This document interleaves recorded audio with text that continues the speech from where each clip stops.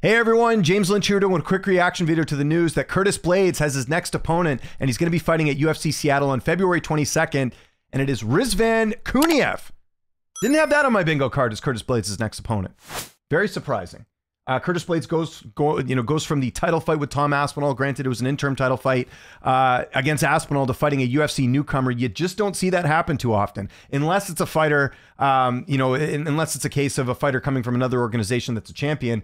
Rizvan Kuniev is neither of those things. He won a fight on Contender Series. He did have a win over Renan Ferreira that ended up getting turned to a no contest due to testing positive for anabolic steroids. So this is a bit surprising. This tells me that the UFC is really trying to fast track new guys at heavyweight, and Curtis Blaydes is, unfortunately a victim of that in a certain way, because if we're going off merit, there's no way Curtis Blaydes should be fighting a newcomer at this point. Blaydes is highly ranked in the weight class. Saying that, though, he has fought a lot of opponents, and he's fallen short of capturing the UFC heavyweight title. But you got Blaydes in at number 5, and he's fighting a guy who's not even ranked, and he's going to be making his UFC debut. So very interesting fight. Quick tail of the tape between these two, and I'll do a deeper dive on this closer to fight time. You got Curtis Blaydes, who's 33. He is 18-5 with one no contest. He's 6'4" with an 80-inch reach. He's taking on Kuniev, who is 31, so not that much younger, 6'4" with a 76-inch reach. So Blaydes is going to have the reach advantage. He's got the experience advantage, not only in just overall fights, but having fought in the UFC for a long time.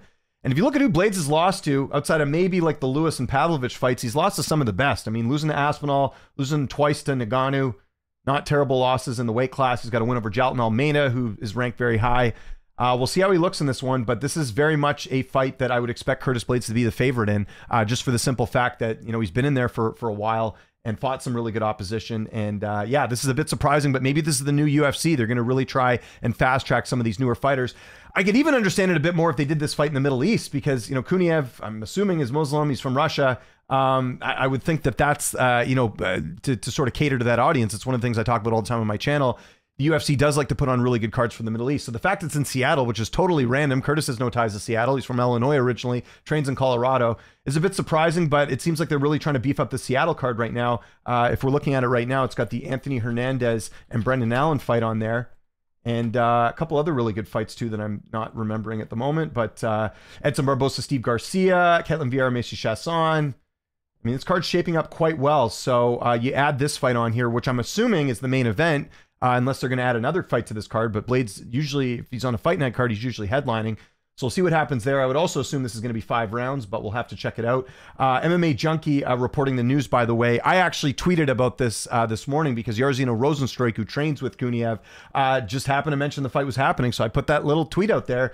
And then Mike Bond confirming it here for MMA Junkie. So yeah, very interesting matchup. I'm trying to remember the last time that a fighter competes in a title fight. And again, I know it was an interim title fight, but a fighter like that competing in a title fight and fighting like a newcomer off Contender Series, you just don't see that happen too much. So, I mean, I got to dig a little bit deeper on Kuniev. I'm guessing he's got a lot of knockouts, 50% of his win. I mean, he's got a puncher's chance, but I think overall you got to lean Blaydes here just with his experience. But this is one I'll dig in a little bit more. But my early pick right now has got to be Curtis Blaydes on this one. So I want to know what you guys think in the comment section below. On a scale of 1 to 10, how surprised are you that they made this fight? I'll go a 7. Like, I do understand part of it where Curtis Blaydes not getting any younger. He's had a lot of title, opportunities to, either win the title or get to the title shot, and it hasn't happened. So usually when that happens, you see the UFC building up new fighters. We're seeing that right now with Jared Cannonier fighting Gregory Rodriguez. Like, they're trying to go in a youth movement here. So I kind of, and not that he's that young, he's 31, which is, I guess, kind of young for heavyweight, but yeah, I'm very surprised to see this fight, and props to Curtis for taking this because he really doesn't have a whole lot to gain from this fight.